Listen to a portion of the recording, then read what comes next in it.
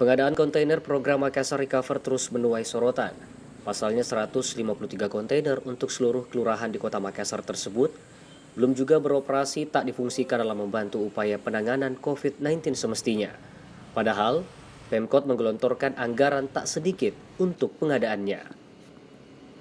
Usai menggelar rapat koordinasi Makassar Recover bersama Forkopimda Kota Makassar dan pihak terkait lainnya, di ruang Sipakatau kantor Wali Kota Makassar Senin sore, Wali Kota Makassar Dani Pomanto menanggapinya dengan singkat. Terkait belum beroperasinya kontainer Makassar Recover, Wali Kota menyerahkan sepenuhnya pertanggungjawaban kontainer Makassar Recover ke Lurah. Menurutnya, saat ini belum mendapat laporan dari Lurah yang diserahi tanggung jawab mengurus keberadaan kontainer tersebut.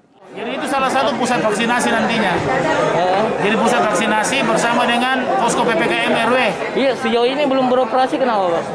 Tanya sama tanya sama lurahnya. Tanya sama lurahnya. Ada berapa? 153. Sudah ada semua itu, Pak, atau belum?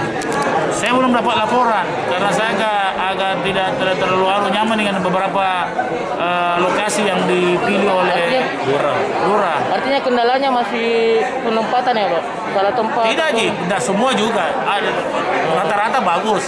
Tapi ada beberapa yang terlalu menyolok. Gitu. Itu nantinya dijadikan posko ya, Pak? Posko kelurahan. Termasuk pusat vaksinasi.